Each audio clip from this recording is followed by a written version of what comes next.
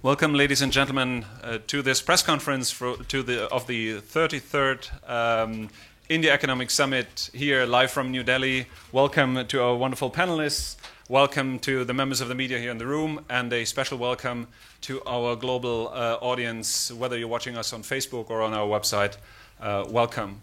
This press conference has the simple, straightforward title, Meet the Co-Chairs. And we had one co-chairs press conference already this morning, which was representing important voices of the Indian business sector, and we're very happy to now represent, or have here represented, also the public sector, but also civil society on this panel. Without further ado, let me introduce to you my fellow panelists. To my immediate left is my colleague Philipp Rösler, who is responsible for our work with governments at the World Economic Forum, who's also a member of our managing board.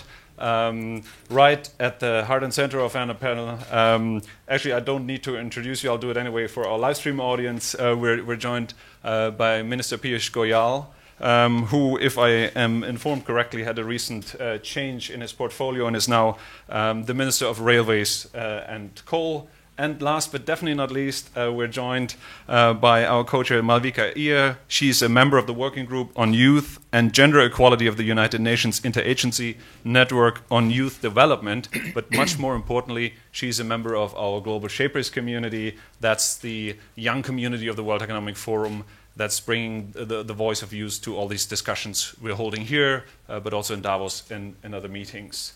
But without further ado, Philipp, maybe I'll hand over to you first, and you give us a little bit more context why it's important for the World Economic Forum to not just have, it's called Economic Summit, but why it's so important to have public sector, private sector, NGOs, activists also represented here, and Bollywood stars even, if I might add, please.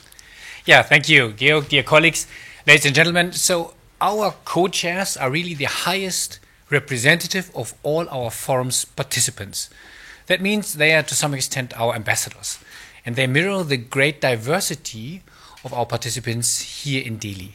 And you can see we have really public figures, we have civil society, we have arts, culture, academics, and certainly the youth.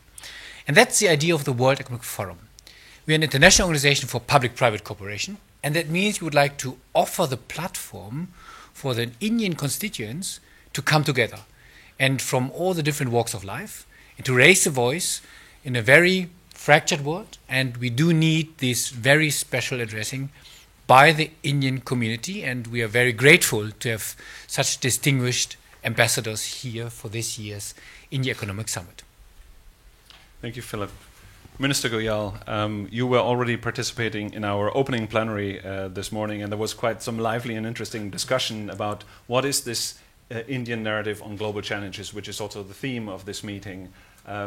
Maybe you want to share your thoughts. The sense this morning was one of optimism.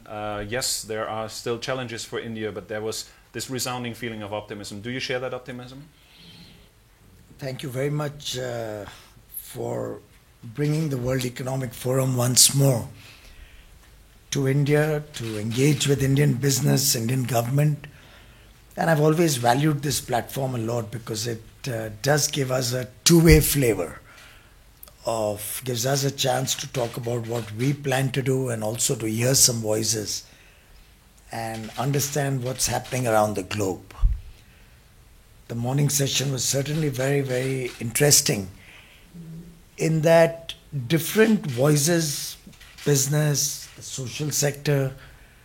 We also had a person who's a very eminent personality from Bollywood, all talking about the strengths of India in terms of its resilience, in terms of the change in attitude, as my dear Malvika said, in terms of the confidence that Indian business has in the future of India and its growth story. Certainly when you make very transformational changes, there will be some turbulence along the way, there will be some readjustments along the way. And that transitional period throws up its own challenges, but also its own opportunities. So we look at this transition period as providing a huge opportunity to all of India, particularly Indian business, to move into a more formal economy, to change the mindset of doing business that has prevailed for decades in this country. And the best part of it is that the youth of India is engaging very beautifully when it comes to this changing mindset, to this changing approach to the future of India. The youth does not want the stereotypes of the past. The youth does not want an economy where the formal and the informal coexist. The youth certainly doesn't like corruption. They want an honest economy, an economy that is caring, that really wants to do good for society. And the good part about India is that when we talk about doing good, particularly good for the lesser privileged, we don't talk about only India. We talk about the world. The very basic DNA of Indian culture and tradition has been that the world is one family. And when we care for our fellow human being, it's not necessarily a fellow Indian. It's a fellow human being from across the world. I'll just give you a couple of small thoughts to ponder over why I say this. Look at the UN peacekeeping forces. If you put all the peacekeeping forces that have been mobilized in the last 60, 70 years, you will find the Indian contribution to US peacekeeping forces has been the highest. The International Solar Alliance. India has gained hugely from our thrust towards renewable energy. And we care for the environment. We are really a concerned nation, as should every responsible global citizen, about climate change. But when we care for it, we also care for other countries who should benefit from that. So we launched the International Solar Alliance along with France. We already have 40 countries signed up, 11 have ratified. By the end of the year, we will have a multilateral international agency providing a platform to encourage renewable energy across the world, particularly in countries like Africa and Asia, which are going to find it difficult to be able to get the benefits of modern technology, financing. So our engagement, be it to counter terrorism, be it to counter climate change, be it for the basic welfare of fellow human beings, is global. And I do believe that has been the Indian ethos, and that's been something Prime Minister Modi and his government has passionately worked towards in the last 3.5 years. Thereby, I think in some sense, creating a lot of acceptability for India across the world. Thank you, Minister. Malvika, you're not just representing the young boys, and just to give you one stat, especially for our live stream audience, 65% of India's over 1 billion population are below the age of 35. So it's in a way, it's one of the youngest countries in the world. But you're not only representing these young boys, you're also here to make the life of the minister and other leaders a bit more interesting, because you're an activist, right? You have a strong message, and you have now here in at the India Economic Summit 650 leaders from all these areas. What's your message to them? Thank you. I think the most important message that I want to share is that the youth, the young people are, like I said in the opening speech, that 68% of the young population have voted in the 2014 election. So they have a great responsibility towards how they want to run their country, and they are actively participating. But also what we need, they know they're extremely involved in what's happening, but I think we need a stronger connection. I'm a social activist, and I got this amazing opportunity to share my views on the causes that are most important to me. But I believe that every youth, every activist, every social justice warrior like that deserves to get a chance to speak. And I think our government leaders, our businesses, the forum, everyone here is I think inviting us, and I see there's such an optimism in creating a dialogue and creating a new vision for India. So I believe this would be my first message.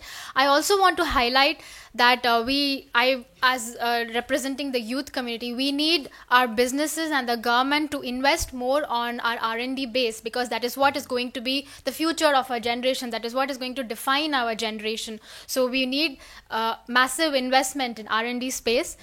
And third and most important cause of mine, attitude.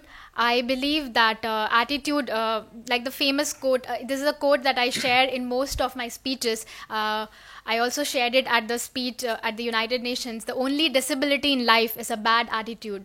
So I hope our nation follows this quote. And I am a victim of both inclusion and exclusion. And it's been a great experience. I have been included amazingly in my community, but I have also felt exclusion at various fields, be it education, be it employment. So I want to be the voice of everyone, every person who is with a disability, and not just disability, any kind of discrimination.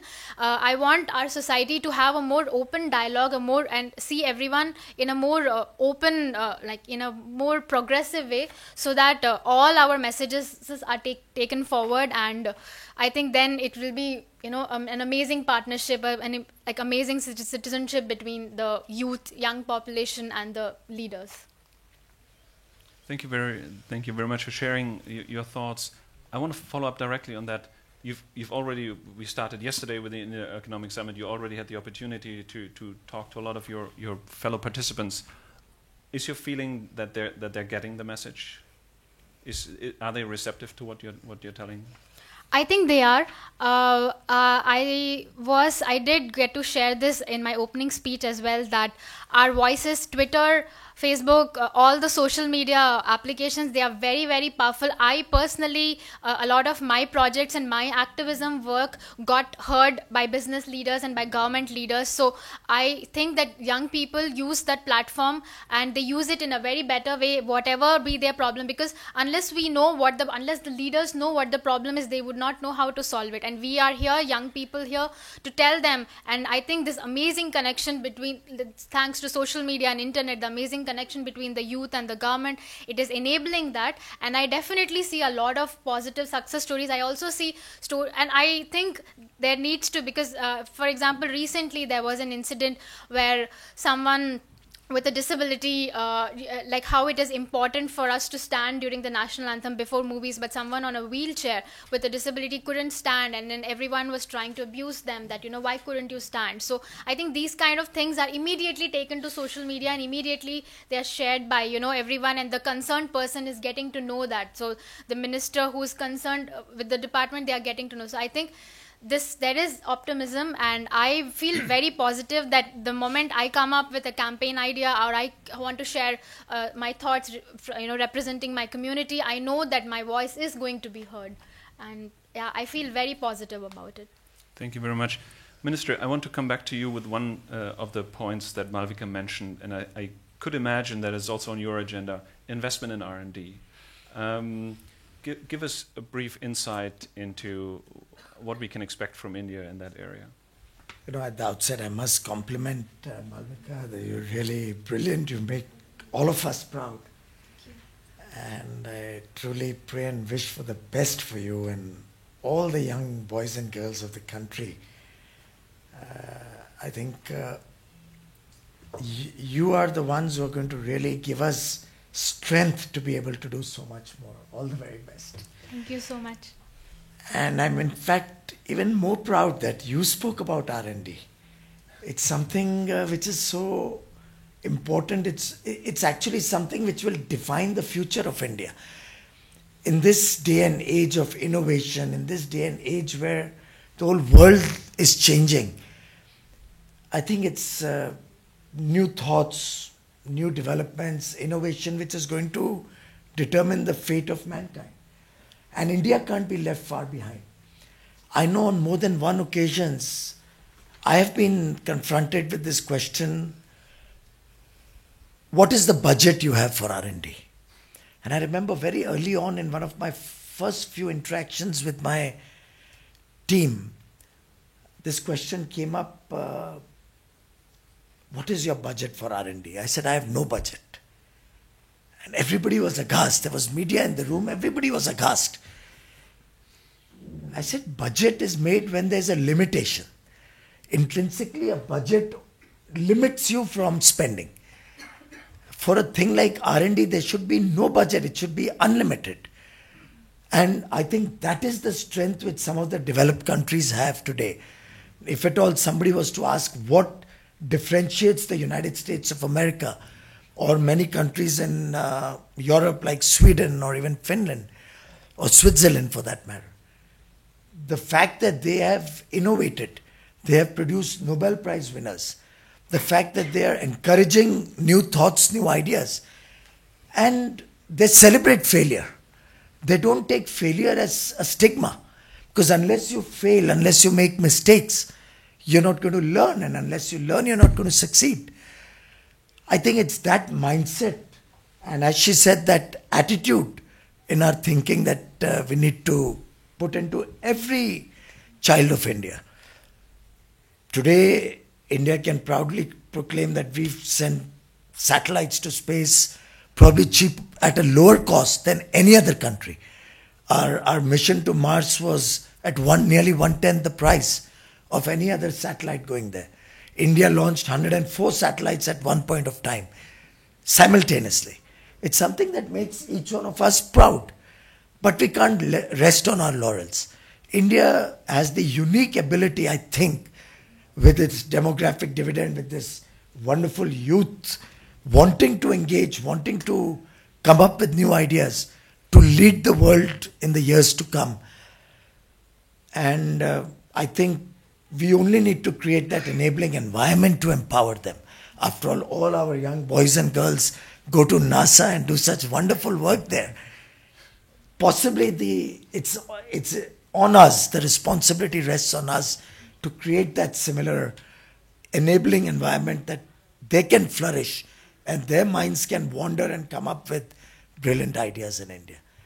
We're trying to look at fiscal benefits, we've looked at some tax breaks on research and development. We are looking at integrating different laboratories, upgrading laboratories in the country. But yes, we have a long way to go.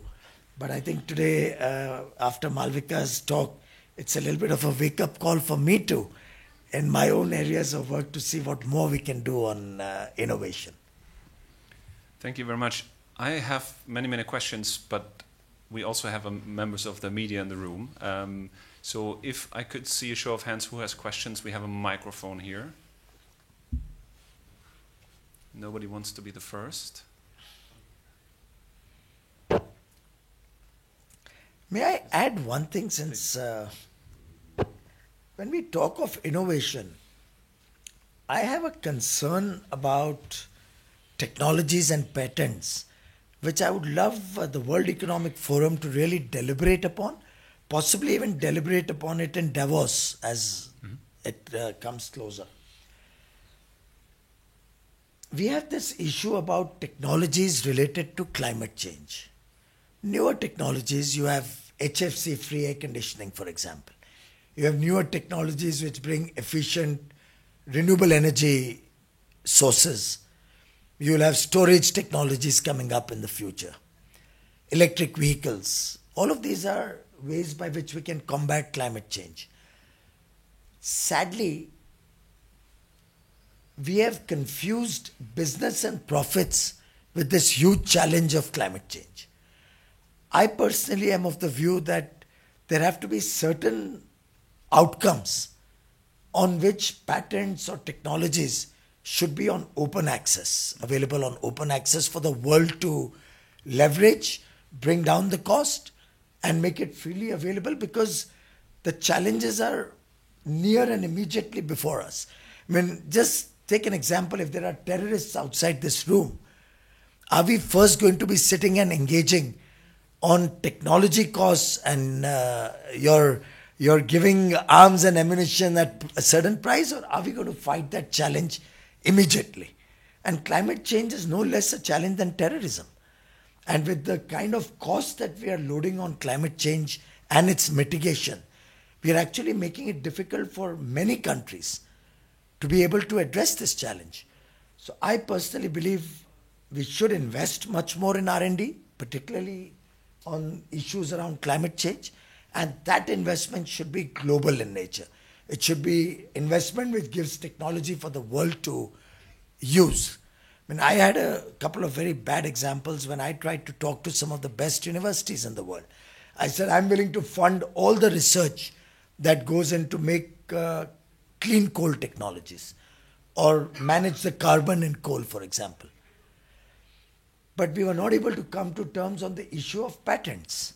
I wanted that whatever comes out of that research, and I'm funding that research fully, should be available openly for the whole world so that it can help us fight this problem of climate change. But we are not able to get around this mindset of profit and mindset of technology control. Thank you, Minister. It's also an important message to the scientific community and academic community here, definitely. Let's see if any of the journalists in the room have found the courage to ask a question. Yes, we have a lady in the first row. Please, could you state your name and organization for the sake of our online audience as well? Hi, good afternoon. I'm Priyamvada from The Print. My question is to Piyush sir. So sir, even today, as we have seen, there's a lot of discussion about technology threatening the jobs that we have in India.